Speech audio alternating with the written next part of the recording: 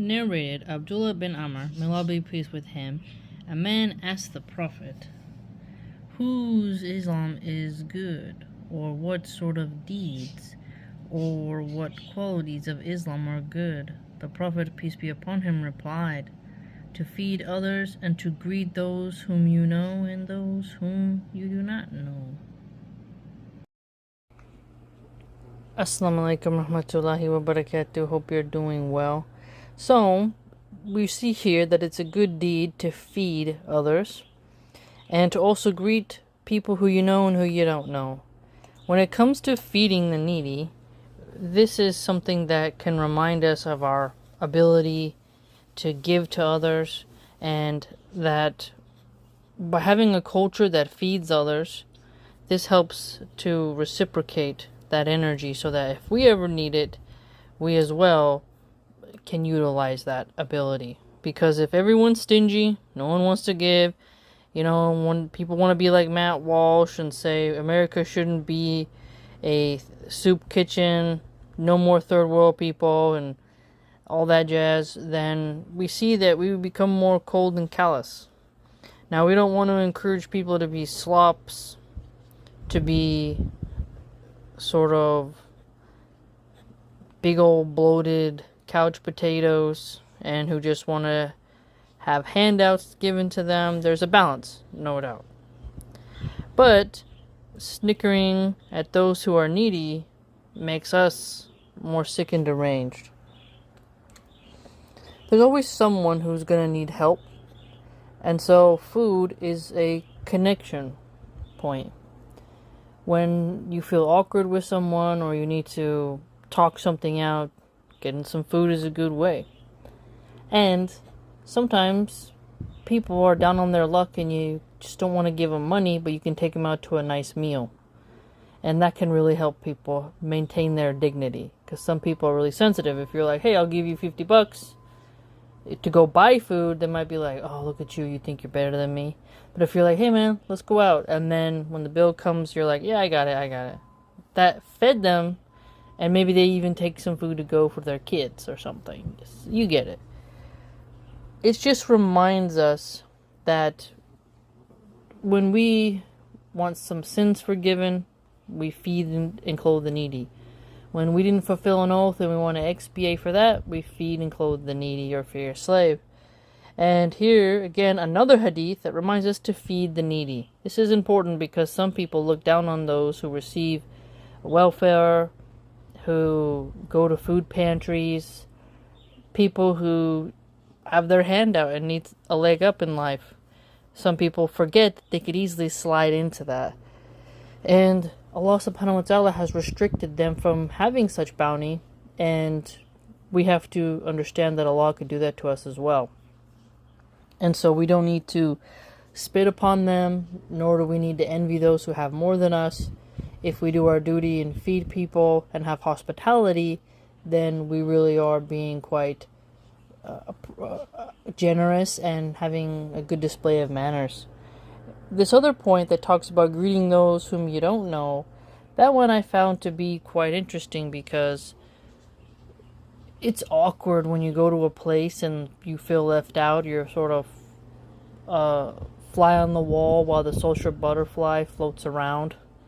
And there's family gatherings where you're just like, I don't even know who that is. Who is that? And if they come over and say hi, you're like, oh, okay. Because you can't just sometimes go up to them and be like, what's your name? I don't know you. But if they come and like greet you, hi, how are you? Oh, who are you related to? Oh, auntie so-and-so. You see what I mean? It opens up the door for connection and communication.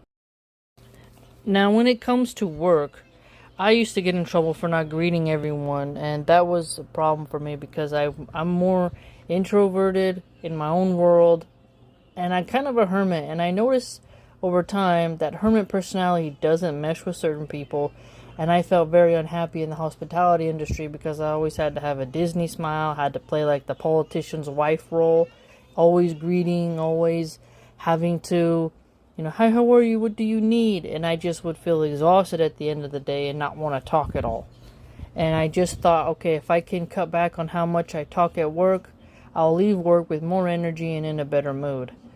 And that wasn't really well founded because it made a lot of people think I was stuck up, or I had like a resting bitch face, they'd call it.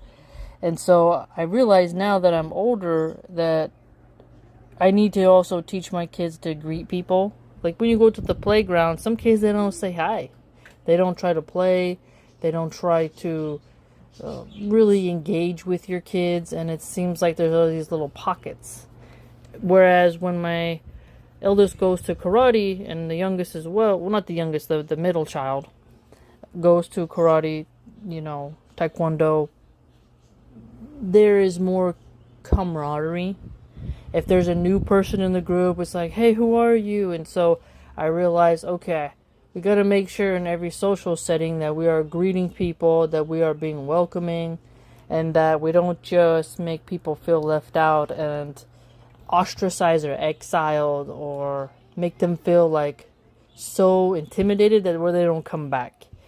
And we realize here, this leaves a good impression with people. And since we're Muslims, and especially us Muslim women, it's important to greet. And I know how it feels to greet a Muslim sister and she didn't say the salam back, and I felt really bad. It's kind of embarrassing to admit, but I remember I was like, Assalamu alaikum, and then she was like, just looked at me weird, and I was like, okay. Kept it moving. Like that is like a horrible feeling, because I read so many hadiths, that talk about greeting people, and not everyone has, and maybe they had, but they haven't applied it or think it's not important.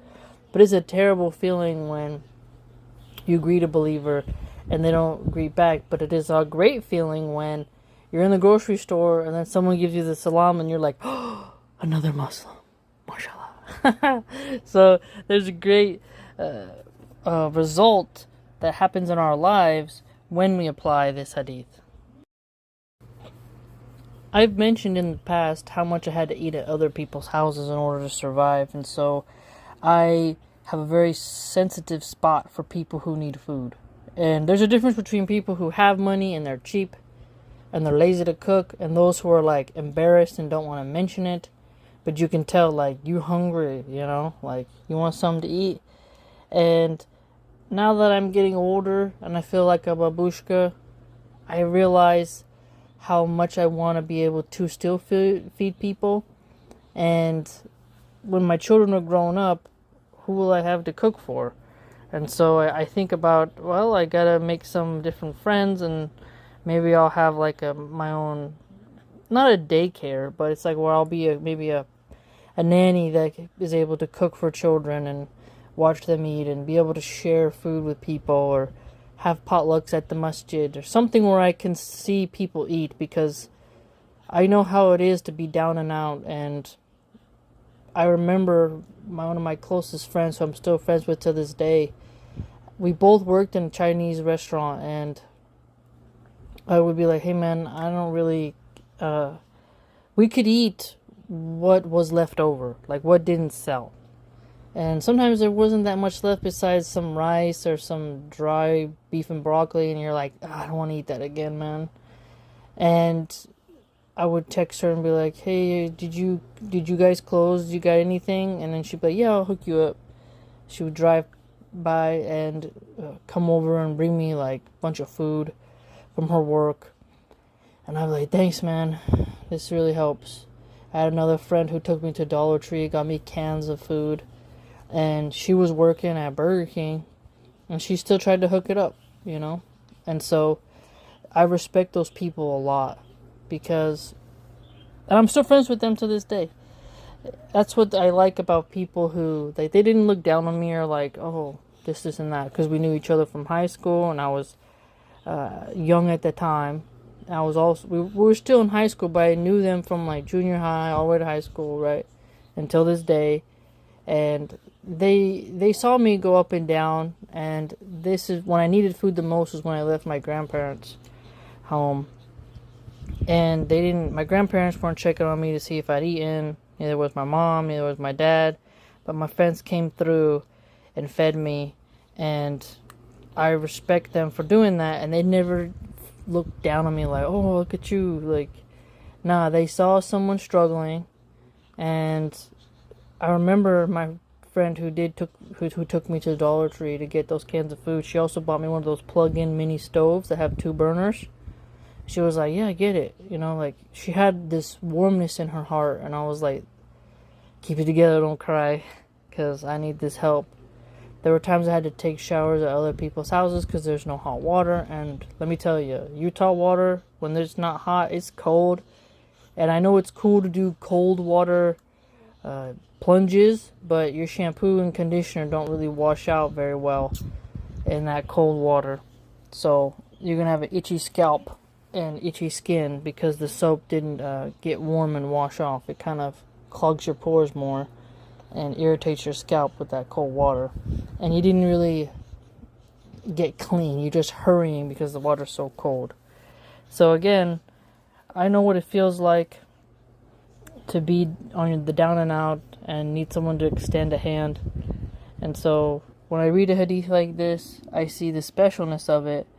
And today we have a lot of people on the right wing of America who cut food programs, who shame people who are on EBT, food stamps, who consider the poor who need food and need to be fed as parasites and whatnot because they're well fed themselves, and they think that that can always be the case, when in reality, since so many Americans are living paycheck to paycheck and our economy is super inflated and AI is taking a lot of jobs, we can see that our living standards can go way down. And the Great Depression was in the 1920s, I believe, in the early 1900s. And that was like 100 years ago. That's not that long when you think about it, right? So that can always happen again. And the subprime mortgage crisis of 2008 crashed the economy. And you see, war destabilizes a lot of homes as well. So we have to always remember that we shouldn't withhold food from those who need it. And I appreciate people who have pop-up pantries or who volunteer at soup kitchens or who give food to food banks, because that type of spirit really keeps things flowing. And a lot of restaurants who feed their workers, like family meal we call it, I have respect for them as well, instead of those who make their workers pay half price. So when I was a McDonald's fry cook, McDonald's didn't give us free food. They made us, it was 50% off, right? So if you had something for $1, it'd be 50 cents, right? But I still found like that, like, are you serious? McDonald's is so cheap. They're a huge corporation worldwide, and they can't give their employees free food of some rinky-dink crappy burger and a soda and fries, really? So I don't know if they changed that policy, but I do recall that. And I worked at one place that had great food, but they had an employee menu, and if you got anything off that menu, then you'd have to pay and you'd get a discount. But it'd be like, I always found that weird where bosses would nickel and dime their employees, but expect us to break our backs for them and whatnot. Why can't the bosses see it as feeding their employees and feeding the team? Something to think about.